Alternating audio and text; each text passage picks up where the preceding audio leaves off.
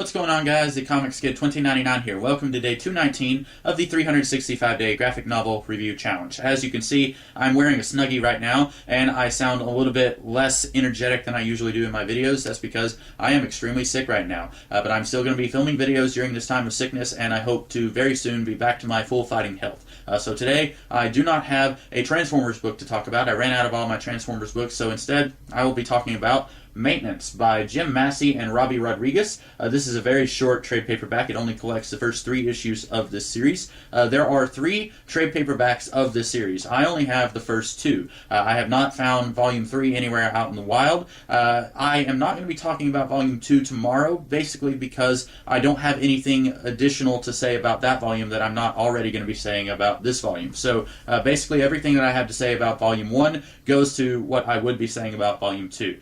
So this is a series about these 2 slackers who work at a mad science lab with all of these somewhat evil mad scientists doing various evil and kind of evil mad science projects at this lab, and then these guys are basically just your average ordinary schmoes who have to clean up the messes. But since this is a mad science lab, the messes are a little bit more out there than what they normally would be for normal real-world janitors. For example, the first mess that we get to see them clean up is a living pile of something that gets all over them. I like this book quite a bit. The premise is very exciting and very interesting. It's not exactly a superhero premise, but it's just out there and weird enough for me that it hooked my interest and got me interested enough to read this. And then I went out and found Volume 2 also at a store somewhere and bought it. And the reason I don't have Volume 3 is just because I haven't found it anywhere, and I didn't want to pay an exorbitant price for it on eBay or Amazon. But I like this book quite a bit. It's about these 2 very ordinary guys in very unusual situations, still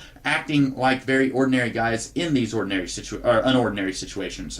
That's what I like the most about it. I like that they are not acting too far out there in these situations. They still feel very real and believable in these extraordinary situations. They have some instances in this story where they are doing very ordinary things, like one of them has a crush on one of the scientists there, and then there are other things that are very weird and unusual. At one point, a cat gets stuck in the snack machine. That seems like something that's a little far out there. I don't know if there's any janitors out there. Maybe you can tell me if you've ever had to get a cat out of a snack machine. At one point, they have a shark that's kind of sort of sentient. It's more sentient than a normal shark, and they befriend it, and then they have some adventures with that shark. One of their co-workers, I guess you could say, is the alien from the Roswell incident, and he's been living at this base since the Roswell incident. There is a lot of fun to be had here. My only complaint about this book, and it is a small, weird complaint, is that this is not a very child-friendly book. And the only reason I bring that up is when you look at this and when you hear the premise of this book, you would think, okay, this is something that I could give to my 8-year-old, and I don't think that it is. The opening page of this book has a swear word on it, and maybe you are the kind of person, you are a little bit more open-minded about what your young ones can and will experience in the real world. Eventually, they're going to be hearing words like that, so you think, okay, they might as well hear it now.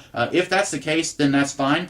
They will probably love this book. But me, I'm kind of thinking that this is somewhere around the 14 and up crowd, and I kind of wish that this was a little bit more family-friendly, because the premise is something that would have interested me a lot as an 8 or 9-year-old, and then I would have been a little bit taken aback as an 8 or 9-year-old seeing some of the foul language in this book. I'm a little bit of a prude when it comes to stuff like that, so sue me, but that is the one thing that I would keep in mind. If you are a parent trying to get your kid into reading comics and then you saw something like this, it's these 2 goofy guys, the artwork is very cartoony, and they're having these fun, cutesy little adventures. Sure, this would be good for my kid. You might want to look it over first before you decide yes or no on giving it to your child.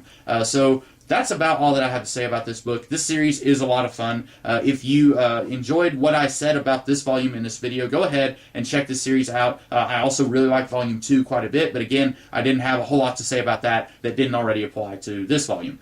So those are my thoughts on Maintenance, Volume 1. I hope that you guys liked this video, and if you did, be sure to like, share, comment, and subscribe, and I will be back tomorrow with another video. In the meantime, you guys have a great rest of the day. Catch you later.